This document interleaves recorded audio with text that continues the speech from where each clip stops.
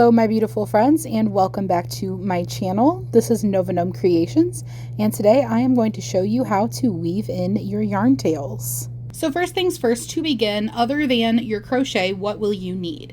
Well, you're going to need your tail of yarn that is connected to your project.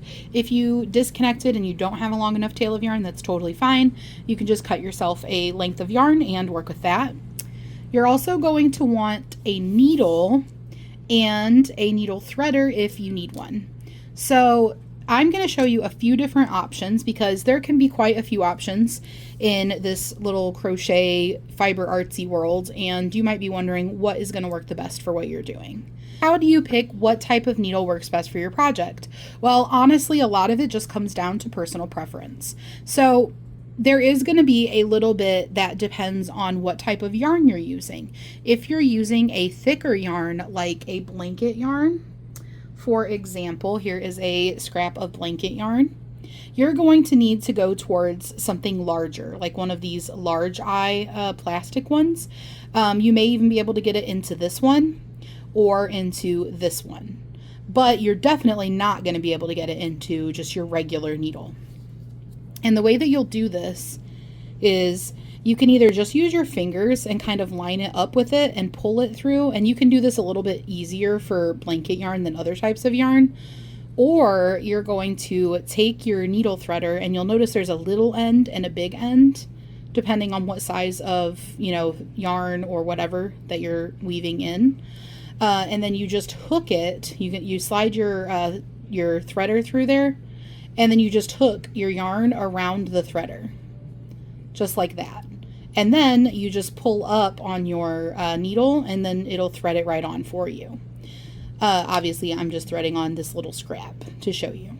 So you'll see when you're using a really big piece or a really big needle like that, that works best for large yarns. I wouldn't recommend using a needle this large for just a regular worsted weight yarn, which is what this is.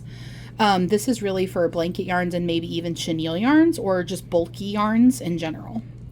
Now you basically are left with your regular needles, regular sized yarn needles. Say you're using a DK weight or a worsted weight yarn. These are going to be more the sizes that you're looking at.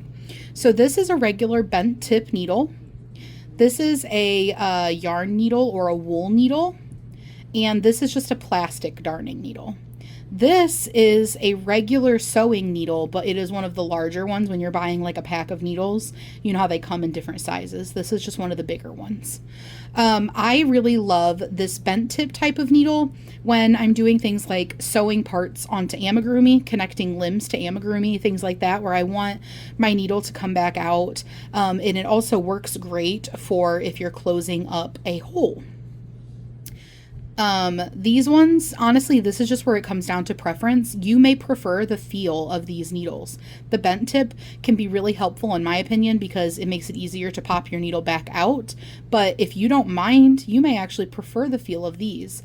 This one is going to be really easy to thread because it has this little plastic loop, and this plastic loop is flexible. So you've got a lot of, flexibility here. And you might actually prefer that. And then this one is really great for weaving in tails. If you're sewing in your tails on, say, a granny square or some kind of a project, you might want to use a regular needle because you're going to be able to really sew those tails in nicer and get them so they won't come out. Now, all of these needles and threaders can be gotten online or at your local craft stores. You're just going to be looking for needle threaders, and you're going to be looking for, these are called darning needles. And then this is just a regular needle. These are plastic darning needles. This is a darning needle that is also called a wool needle. And then this one is a bent tip darning needle. I wanted to show you guys a few different options of what you might see if you're looking for a threader, because depending on where you look, if you're, looking online or if you're at your local craft store, they can vary in the way that they look. So you might find some that are kind of, pretty looking, a little more ornate. This one happens to have a magnet so that it can hold your needle for you. And this one is going to be like a more simple, cheap one. It's just got like a little a very flexible thin wire here, and you'll just thread it just the same way I was showing you guys. These all work the same, where you'll thread it up through here, and then you'll just slide your yarn into there and pull it through your needle. And then this is just a simplified version of this fancier looking one that I was showing you. These are really common. This one and this one are really common. Ornate ones, they can vary in how they look, but these are going to be the ones that you're kind of the options of what you're going to see. So for weaving in tails on something that's flat, that I'm trying to kind of hide my tail, and I want to make sure that it doesn't come out, I prefer to use just a regular sewing needle, kind of on the larger size, just so that it's big enough for my yarn to fit into. So this is a worsted weight yarn, kind of on the thinner side, so a little closer to a 3. And I'm just going to be using my metal normal needle and my needle threader. So I'm just going to take my yarn and hook it like this onto my needle threader, and then pull my needle up. And then just like that, my yarn is hooked through, and I can sew in my tail. So I'm going to be using this. You can use whatever you prefer or whatever you have on hand. So I'm going to start with weaving in this one at the middle, but honestly the same rules are going to apply to both of these or anywhere that you're weaving in a tail. I'll show you both of these just so you can get, a good look at how to weave in a tail, and you can apply it to wherever it is that you're weaving in your yarn tails. So where you want to weave in those yarn tails is you want to work in the stitches that you have made. So right here are some stitches I've made. This one in the middle, they work in a circle right here. So this way, this way, this way, this way. Those are the directions where I can kind of work through the middle of my stitches. To give you a little bit of a better look, maybe up here, I can show you what it would look like. So these were double crochets, so they're a taller stitch. Here in the base of the stitches, I could work through those and weave in my tails nicely. There's really no hard and fast rule about where you need to weave in your tails. It's going to be wherever you think that they're going to stay, that they're going to look discreet, that you're comfortable weaving them in. So my tail comes out right here. So I want to make sure that I'm going in somewhere very close by so that I don't end up with a length of tail that just kind of stretches over my project to wherever I'm going in to hide my tail. You want to make sure you're nearby. You're just going to go through a little section, and you can go through a longer section. This part that I'm in, I'm working in smaller pieces, so I'm just going to go through a short section. You're just going to pull your needle through however much you would like to, however big of a length you would like to, and that tail is just going to come in and be hidden. You can't see it. Now, the trick is to making sure that these tails don't come out, especially with something like a blanket that's going to get washed frequently. You went this way, okay? I just rotated it after I did it, but I actually worked this way from here to here. I'm going to double back the way that I came, but making sure I don't go in that exact same spot that I just came out of. I want to go over a little bit so that I'm going in through a different part of a stitch so that I don't just take my length of yarn that I worked through and pull it back out. So go in at a slightly different spot, and the nice thing about using a needle that's smaller and sharper is that you can kind of weave it around a little bit and catch those stitches. So instead of just going in through the middle of them in between the loops, you can really catch the fibers of what you're putting your needle through, and that is going to give you a more secure hold for weaving in your tail. So I'm just pulling it back through. Now I've worked that twice. So I worked from here to there and then went in at a little bit different spot and weaved back over to here. And 3 times is like the lucky number, so I like to do it 3 times. I'm coming out right here right now, so if I went right back through there, I would run the risk of just taking my yarn back out. So I don't want to go in right at the exact same spot, but I can even go into this and just kind of catch these fibers where I'm not going in at the exact same spot, and I'll be all good. It won't just come out, if that makes sense. And I'm just doing one more pass through. The reason that I am weaving all in the same spot is this is making this a nice sturdy spot where all these fibers are getting woven together every time I've gone through.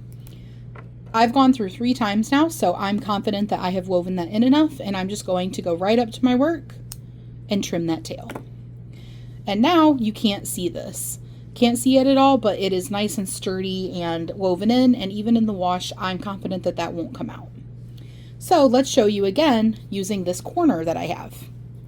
I'm going to weave it, or I'm going to thread my needle the same way. I'm going to take my needle threader, and actually let me show you with this one, just, for a little variety. I'm going to show you with this, thin little metal one, little metallic fiber here. So I wove that little metal strand through there, and now I'm just going to stick my yarn in here. And it's a much bigger hole to pull it through, so it's easier than just trying to pull it through the needle itself. And then you just pull your threader through, and that's going to thread your needle for you. And then you can just take your threader off. Okay, so I've got my needle on here. I am at the very edge. So up here we've got kind of a little bit of gapping because these are double crochets. You've got a couple of options. One, you can just weave in, go through right through here and weave in along the tops of these, kind of sectioning them together a little bit.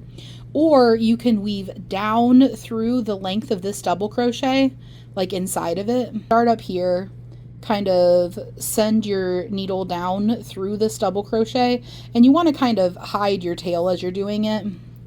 See the best way that I can show you guys this. You'd hide your tail as you're going, and then here you've gone through that whole double crochet. You'd pull out down here, and then it gives you a more solid spot where you had single crochets to weave your tail in. So that is totally up to you. I'll go ahead and show you this way. So I'm bringing my yarn down the length of that double crochet, just going through the middle of it, just like this. Okay. And then now that I've done that, I can just weave my tail in at the base of these where it is more solid. Because if you weave your tail in, which you totally can, but if you weave your tail in the tops of these double crochets, you see how the double crochets, if you stretch your work, they have little gaps in between them, whereas the single crochets don't really get that. If you have sewn these double crochets together, they're not going to have the same stretch. They're going to kind of hold themselves together, and the rest of them will still separate and have that stretch. So I sometimes like to go down the double crochet if, I have that option to do that. If it's all double crochets, then you don't have that option, and that's totally fine. You just either go down to the bases of them or do it, in the middle of it. But I already pulled it through one way. So now, like I said before, just making sure I don't go into that exact same spot, I will go and I will weave my way back down. And this is just going to make it nice and secure.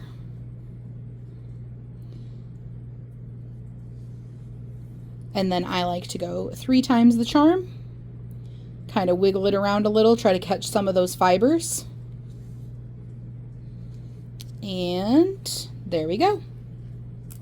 Then I'm just going to go right up flush to my work, and trim that. And just like that, I have woven in all my tails. You may have noticed I flipped my work over and wove them into the back. That's just personal preference. I would recommend it just because, why not weave them into the back in case it does leave any sort of a little bit of a visual spot. But you notice that you can't see it at all. You can't tell where I wove them in. So I hope that you guys found this helpful. If you did find this helpful, don't forget to hit that like and subscribe button. I will put a list of tutorials that I have made in the description box in case you're looking for more help. I hope you guys have a beautiful rest of your day, and I hope to see you around. Bye, guys.